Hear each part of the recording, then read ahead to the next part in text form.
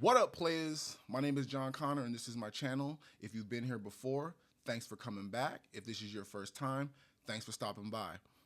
First and foremost, let me go out of my way and say thank you to each and every person that has liked, subscribed, or commented on any of the videos I've put out so far. Yeah, all the support helps. I appreciate everybody that has been supporting and watching the videos, anybody that's told a friend. It goes a long way. It keeps me motivated to keep doing these videos. I'm gonna do them regardless, but it's just good to know that there's people watching. But like I said in a previous video, like, I'm just gonna talk into the void. I got ideas and I'm just gonna put them out there. Anyway, as you can see, I got my big Raiders, Big Moss 18 black and silver.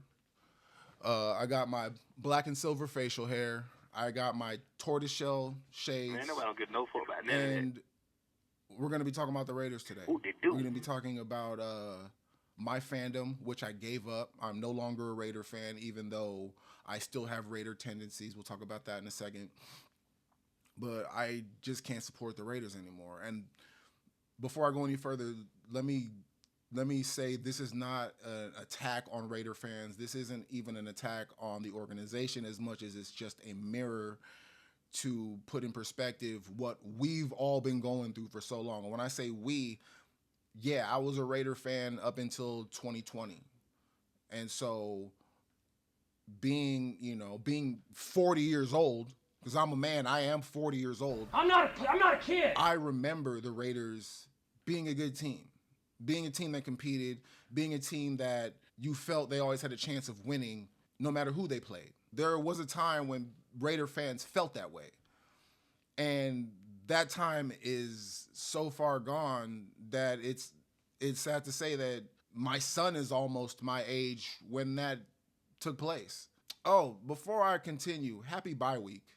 Because I know by the time I get this video out, hopefully tonight or Monday morning, Raider fans are going to be in pretty good spirits, I hope. I remember as a Raider fan, bye weeks being a time where I didn't have to worry about the team getting their chest caved in. We went through so many hard times that bye weeks were sighs of relief almost. But I digress. The Raiders weren't always this dumpster fire of a team. They actually competed. They were actually a well-run, well-managed franchise. From 1963, when Al Davis was hired as coach/GM before eventually becoming the principal owner, until 2001, when the Raiders lost the Super Bowl to Tampa Bay, the Raiders had 7 losing seasons. 7 losing seasons. The Raiders had a strong culture of winning and competing.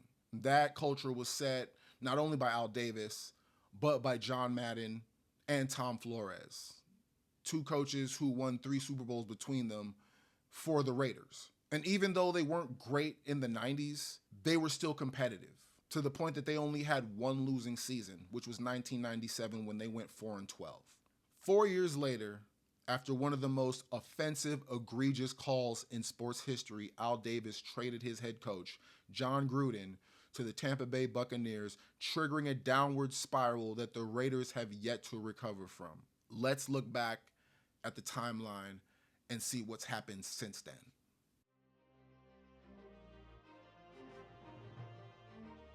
Google AI notes that later in life, Al Davis served as the principal owner and general manager of the Raiders, a role in which he became known for his increasingly meddlesome and combative style, poor personnel decisions, and clashes with coaches, which contrasted with the team's earlier successes under his leadership. He continued to oversee football operations until his death, effectively acting as his own general manager and hiring female and minority executives while also pursuing controversial legal battles with the NFL and focusing on draft picks. From 1963 until 2002, the Raider organization made the playoffs 21 times, won 3 Super Bowls, and sported a 372 wins, 219 losses, and 11 tie record under the management of Al Davis. From the year 2003 until his death in 2011, the Raiders' win-loss record was 37-91, with 7 of those 8 years being a losing season.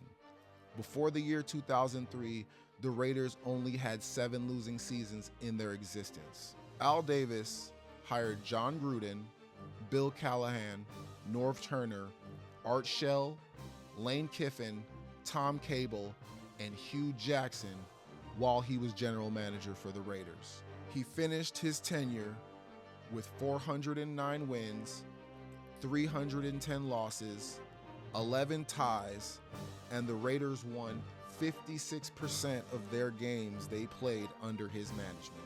Reggie McKenzie was general manager of the Oakland Raiders for 7 seasons, from 2012 to 2018. During his tenure, he was responsible for a major rebuild of the team, and his significant moves included drafting players like Derek Carr and Khalil Mack, which helped the team reach a 12-4 record in 2016 and earn him the title of NFL Executive of the Year. He was fired in December 2018 before the end of his contract. Key draft picks: Derek Carr, Khalil Mack, Amari Cooper, and Latavius Murray. Notable free agent busts: quarterbacks Matt Flynn, Matt Schaub, and Connor Cook. Linebackers Curtis Lofton and Lamar Woodley, and defensive end Jihad Ward. Dennis Allen, Tony Sperano, and Jack Del Rio were all hired under the management of Reggie McKenzie. Reggie McKenzie finished his tenure with 40 wins and 72 losses, and the Raiders won 35.7% of the games they played under his management. Mike Mayock. Mike Mayock was the general manager of the Las Vegas Raiders from 2019 to 2021, a tenure that ended in January 2022 after 3 seasons. His time was marked by a 25-24 record, a playoff appearance in his final year, and significant controversies including the high-profile Antonio Brown trade and the fallout from Coach John Gruden's resignation. He also traded Khalil Mack under the direction of John Gruden, the de facto GM at the time. Mike Mayock finished his tenure with 25 wins and 24 losses, and the Raiders won 51% of their games under his management. Dave Ziegler served as the general manager of the Las Vegas Raiders from January 2022 until his firing on October 31st, 2023. His tenure lasted less than 2 full seasons. I'm personally dismissive of Dave Ziegler for the simple fact that he hired Josh McDaniels, and I really don't put much stock in Josh McDaniels as a leader. He's a great play caller, but as a leader, I can't bet on the guy personally. Tom Telesco. The Raiders hired former Chargers general manager Tom Telesco as their new general manager on January 23rd, 2024. Telesco was fired by the Chargers in December 2023 after an 11-season tenure and was hired by the Raiders shortly after the interim period, followed by the firing of Dave Ziegler. The move paired the experienced Telesco with rookie head coach Antonio Pierce. Pierce was hired by Mark Davis before Telesco's arrival. He is currently the GM for the Las Vegas Raiders. John Gruden's first tenure as a head coach of the Oakland Raiders was from 1999 to 2001, where he compiled a regular season record of 38 wins and 26 losses. During this time, he led the team to 2 consecutive division titles in 2000 and 2001 and made a postseason appearance in each of his final 2 seasons. After his 4 seasons with the Raiders, owner Al Davis traded him to the Tampa Bay Buccaneers. John Gruden's last game as a Raider head coach in his first stint was the Tuck Rule game, or the Fuck Rule game if you're feeling spicy. That one call launched the Patriots and Raiders into opposite trajectories, contrary to both of their reputations up to that point in time. John Gruden finished his first tenure with the Raiders with 38 wins, 26 losses, and the Raiders won 59.3% of the games they played under his management. Bill Callahan was head coach of the Oakland Raiders in 2002 and 2003, leading them to the Super Bowl where the Raiders lost to the Tampa Bay Buccaneers and the Raiders head coach from the previous year, John Gruden, 48-21. The Oakland Raiders were crushed 48-21 by the Tampa Bay Buccaneers in San Diego nearly 10 years ago. The game was one of the most lopsided in Super Bowl history, and now, almost 10 years later, accusations are surfacing that Bill Callahan may have thrown the big game, according to an article on Larry Brown Sports. In his only Super Bowl appearance, Rich Gannon completed 24 of 44 passes for 272 yards with 2 touchdowns and a career-worst 5 interceptions, 3 of which resulted in pick sixes. His performance resulted in a passer rating of 48.9%. According to some players, Callahan chose to go with a pass-heavy game plan after practicing a ground-and-pound offense that their offensive line believed they could win with an average weight of 340 pounds versus Tampa Bay's D-line averaging 280 pounds. In my opinion, though, Callahan's most egregious transgression was keeping the old offensive terminology from the Gruden era, which meant he and the Buccaneers likely knew which plays were coming, which might explain Rich Gannon's 5 interceptions. Bill Callahan finished his tenure with 20 wins and 26 losses, and the Raiders won 43.4% of their games when they played under his management. Norv Turner was the head coach of the Oakland Raiders for 2 seasons, from 2004 to 2005, where he compiled a 9-23 record. His tenure was marked by the team's struggles during a period of rebuilding and the departure of several key players from their Super Bowl squad. He was fired by the team following the 2005 season.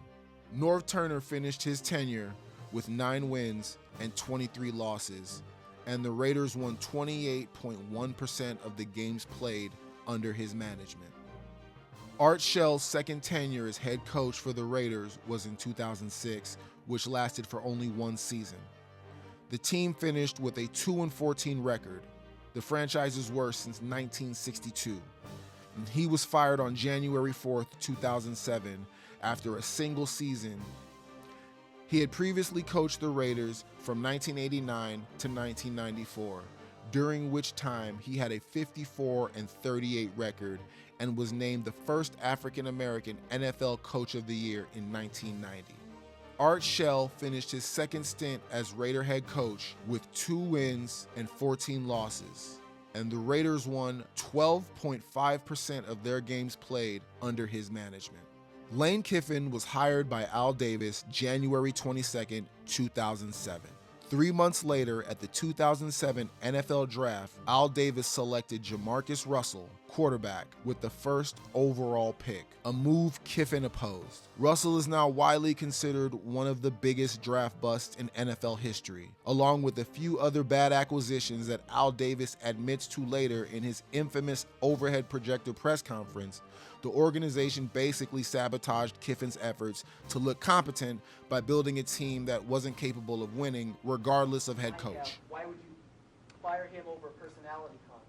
Well, it's not a personality conflict.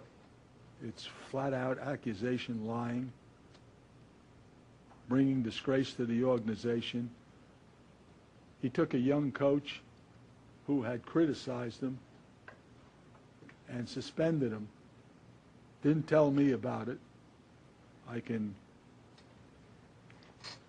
Then actually crazy-like said, you better go to a doctor to get examined. And suspended him. He was the best worker he had. He told me that repeatedly. But the coach criticized him. But then 2 days later, he goes out and criticizes Rob Ryan publicly. No, I don't think necessarily I didn't think I could lose necessarily with Lane, but I didn't think I can win anymore based on what he's done to the staff and what he's done to the defense and what he's done to some of the assistants. If I thought so, I probably would have stayed with it, but it had nothing to do with winning. It had to do with personality. It's the first time I've ever let anyone go based on what I call just a flat-out liar. Lane Kiffin finished his tenure with 5 wins and 15 losses, and the Raiders won 25% of their games under his management. Tom Cable's head coaching tenure with the Raiders was from 2008 to 2010. taking over as interim head coach 4 games into the 2008 season, and then officially for the 2009 and 2010 seasons. His overall record during this time as head coach was 17-27, and his final season in 2010 ended with an 8-8 record before he was fired and replaced by Hugh Jackson. Tom Cable finished his tenure with 17 wins and 27 losses, and the Raiders won 38.6% of their games played under his management. Hugh Jackson's coaching tenure with the Oakland Raiders lasted for 1 season as head coach in 2011, following 1 season as offensive coordinator in 2010. The team finished with an 8-8 record under him and was eliminated from playoff contention. He was fired by the new general manager, Reggie McKenzie, shortly after the season ended in January 2012. Jackson was Al Davis' last head coach hire before his passing. Hugh Jackson finished his tenure with 8 wins and 8 losses, and the Oakland Raiders won 50% of their games under his management. Dennis Allen's tenure as head coach for the Oakland Raiders was from 2012 to 2024. And the editor that let it come out is garbage. During which he had a regular season record of 8 wins and 28 losses. He was hired on January 30th, 2012, and was fired on September 29th, 2014, after starting the season with an 0-4 record. I personally have the haziest recollection of his time with the Raiders just because it was so uneventful. The only time I really think about Dennis Allen is when he gets mentioned for an upcoming or open vacancy for head coach. And I have to think to myself, wasn't he a coach of the Raiders? Wasn't he one of the people that was just burning the team to the ground? He was so bad that he was forgettable. And to this point, I don't know why anybody would consider hiring him for a head coach, but he still gets mentioned from time to time. So, good on him, I guess. Dennis Allen finished his tenure with 8 wins and 28 losses, and the Raiders won 22.2% of their games played under his management. Tony Sparano was the Raiders' interim head coach for part of the 2014 season and previously served as the team's assistant head coach and offensive line coach. He took over the head coaching duties after Dennis Allen was fired in September 2014 and finished the season with a 3-9 record, leading the team for the final 12 games.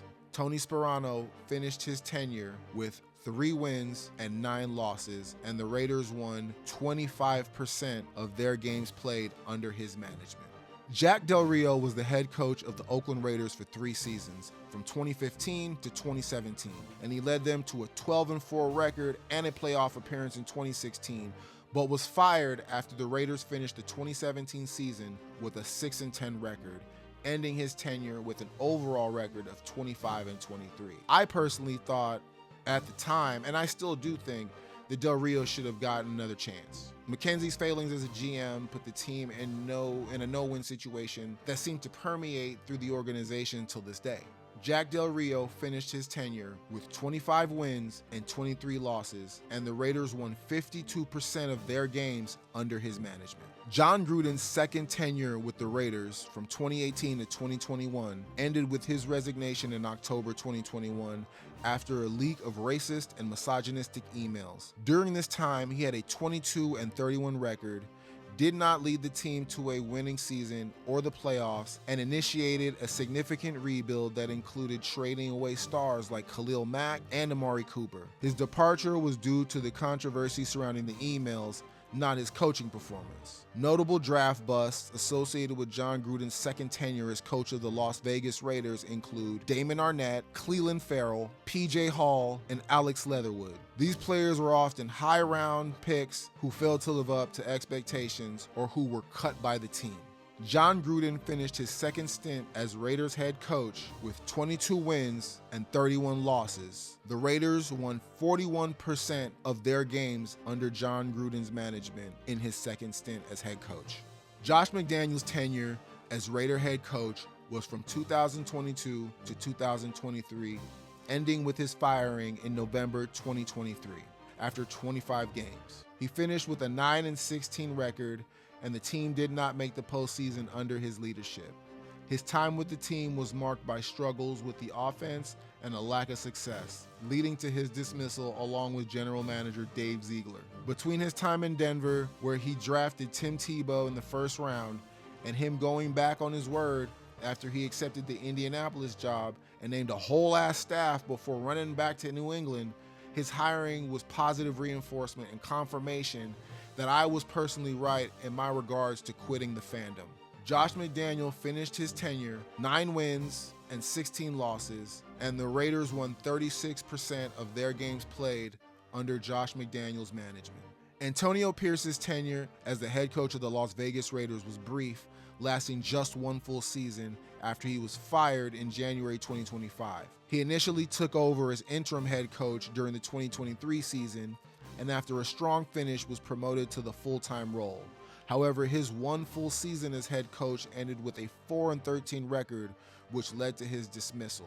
Antonio Pierce finished his tenure with 9 wins and 17 losses, and the Raiders won 34.6% of their games played under his management. The Las Vegas Raiders hired Pete Carroll as their new head coach in January 2025. He signed a 3-year deal with a 4th-year team option and is tasked with bringing stability and a winning culture to the organization. Carroll brings a history of success from his time with the Seattle Seahawks, including a Super Bowl win, and his experience is seen as a key factor in the decision, particularly given that the Raiders' need for a veteran leader and the challenging AFC West division. Currently, at the time of this recording, the Raiders are on a bye week and sitting at the bottom of AFC West with an abysmal record of 2 wins and 5 losses, one of which being a 40-6 mollywhopping at the hands of the Indianapolis Colts that actually inspired this video. Now, with all those numbers being thrown around, with all that being said, what caused me to basically give up my fandom as a Raider fan was Mark Davis hiring John Gruden for the 2nd time. I made notes for this, but I'm just gonna speak off the cuff because this shit has been going through my head for years. Not only when Mark Davis announced that he was gonna hire John Gruden, but when John Gruden didn't have a job between being hired by the Raiders the 2nd time, and I can't even remember if he was fired by Tampa or if he just left. Regardless, in that space, John Gruden became this quarterback guru. You saw him on all over ESPN. I don't remember what it was, John Gruden's Quarterback Club or whatever, Spider Banana Y, whatever the fuck he was saying on that shit. Spider 2Y banana. It made John Gruden look like he didn't win the Super Bowl with Tony Dungy's players while playing against a team whose playbook he created. To the point, bro, let me check my notes. Let me get in my notes, bro, as I don't want to be out here telling tales out of school and shit. After his Super Bowl win in 2002, John Gruden went 45-51 with 3 losing seasons for the Tampa Bay Buccaneers. 45-51 with 3 losing seasons. His 2nd stint with the Raiders, he was 22-31. And his saving grace is his 1st stint with the Raiders where he was 38-26. But still, I digress. When your credentials are, like I'm going to say it again, winning the Super Bowl with someone else's players while simultaneously playing against a team who's using your playbook, like for my Drake video, I'm going to have to call your authenticity into question. You're not him. You are not Himothy. And the fact that so many people were riding the John Gruden train just aggravated me because in my head, I didn't know the numbers, but I knew that he was not what everybody was making him out to be. So once Mark Davis pretty much announced the largest contract in the history of NFL coaches, 10 years, $100 million. If you know anything about the Raiders and Mark Davis, you know that Mark Davis is cash poor. He owns the team, but that's all he has. Well, I guess he has the Las Vegas Aces now, but from all accounts, the Aces don't make money. Like apparently no WNBA team makes money. So even though they're winning all kinds of championships, they're not profitable for Mark Davis. So when you look at a cash poor owner or cash poor in the grand scheme of owners, knowing that he has to commit all $100 million to John Gruden, I knew that John Gruden was never going to be fired, regardless of his performance second go around. He was going to keep that job for at least 7 years. And at the time he got hired, my son was 4 years old. maybe 3. And I remember thinking, not only do I not believe in Jon Gruden, but do I want to just be miserable and angry every Sunday for the next 10 years? Is that what I want? Is that what I want to inflict on my family? And mind you, I don't really see my kids on Sundays anymore just because of my schedule and the way things have turned out in my life. But when they did stay with me on Sundays, I couldn't imagine acting the way I did before I had kids when the Raiders would lose, and that being their reality. I couldn't imagine being the dad that everyone has to tiptoe around because the fucking Raiders lost. Like, I am not gonna let the Raiders dictate how I interact with my loved ones because it just bums me out so much, or I just can't take all this losing. Like, bro, there's more to life than the Raiders. Man, watch out. And to be honest, the Raiders are cursed.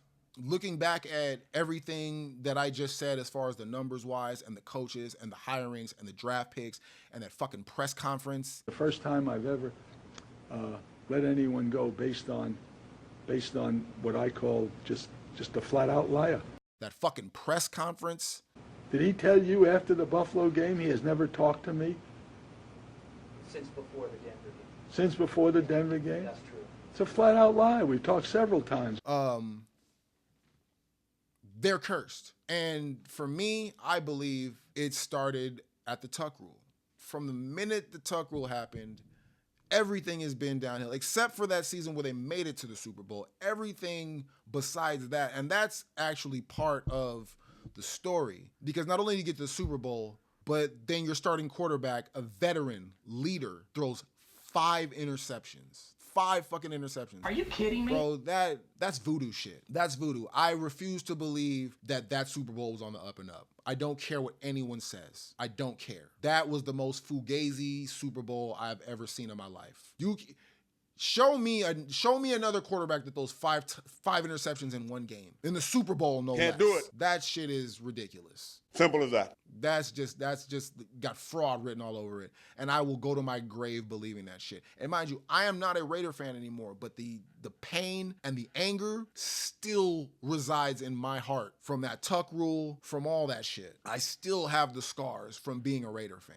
And that's why I'm not here to bash anyone who still bleeds silver and black, because I understand I just couldn't do it anymore for the sake of my relationship with my kids.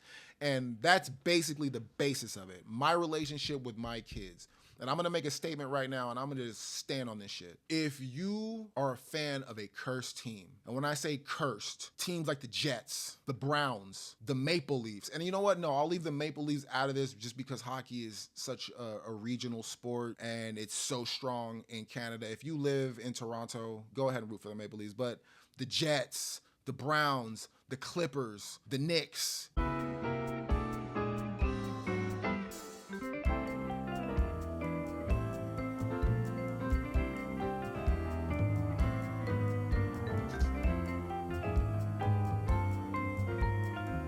If you're a fan of those teams and you make it a mission in life to raise your kids as fans of those teams, I'm going to basically equate what you're doing as passing down terminal cancer to your children. Your team sucks. They haven't won shit at all, if not in a million years. They give you sorrow thousands of times over than they give you joy. And you choose to inflict this generational curse on your offspring.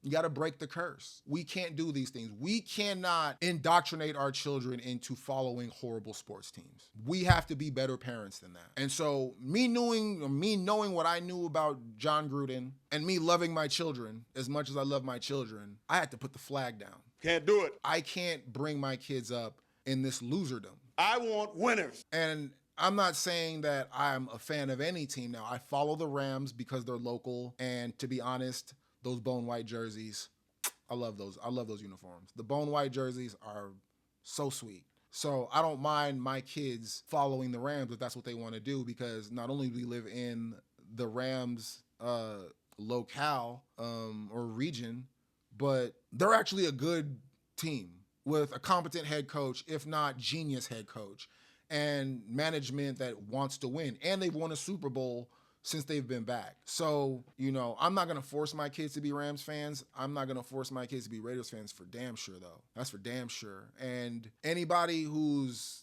doesn't have kids yet and that's what's on your mind, I hope your teams are winners. I'm on some player shit this time around. I'm on some player shit. So you don't end up like this kid right here. See them and get your thoughts on the game. I hate this team. I was born into this, and I'm not gonna ever. I'm always a Jets fan, but like, I hate this team. Yeah, fuck all that. I came up with this idea after, like I said, the 40-6 loss. But that is what I imagine I would look like, or my kids would look like coming out of a stadium after watching their team get demolished 40-6. And that's not right. And as parents, we should know better. And so that's why I personally am no longer a Raider fan. If you're still a Raider fan, God bless. Cannot win with them. You know, everybody has choices. I would say, though, if you are getting sick and tired of the losing, regardless of what your team is, regardless of who your fandom resides with, if you are tired of the losing, I would say ask yourself a few questions. One, do you actually like football, or are you just a fan of your team? Because if you like football, there's plenty of good football out there. What I learned since I quit being a Raider fan is that I just root for upsets. That's all I do. And when you look for that, when you look for upsets, when you look for the story, football becomes very enjoyable to watch. And you don't have to bash your head against, you know, your fucking radiator every time your team fumbles the ball, or you go, you know, you get destroyed against a team that had no business even being on the field with you. And so, like I said, I can relate to that, and my heart goes out to not only Raider fans, but fans of other cursed teams. But you have a choice. And if you have kids, you need to exercise that choice. No one deserves to be indoctrinated into a losing tradition. No one deserves that. If you love your kids, drop the flag. Anyway, if you like the video, like, subscribe, share. If you don't, hop in the comments. Let me know what you think. Let me know your opinion. I appreciate all the support. Like I said, I'm going to try to be more consistent, and I got an actual series of videos that's coming out. Other than that, thanks for the time. I'll see you guys later.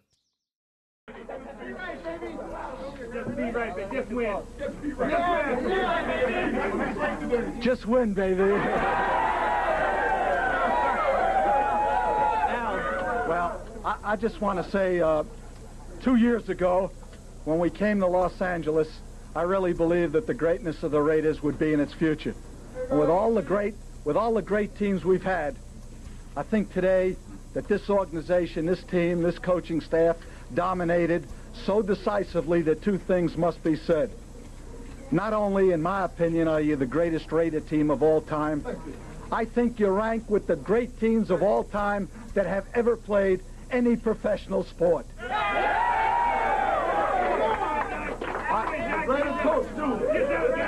Tom Flores isn't just a great coach in our league, with all due respect to the commissioner. He's one of the great coaches of all time. And the coaching staff, the organization, and I want to say one thing to the fans and the great players who wore the silver and the black in the past all over the country. And I want to pay tribute to my partner, Ed McGaw, who died this winter. Again, you were magnificent, you dominated, and I love all of you, and you know that, and thanks a lot. Al, thank you very much. Excellent job. Al, let me ask you something. With all the distractions that you have off the field, how are you able to keep focused on winning football games as you do and do throughout the years? When you have great coaches, then after you have great coaches, you get great players. You have a great organization, and you tell them one thing: just win. All right. Thank you very much. I want to bring your coach in. Congratulations, because the president...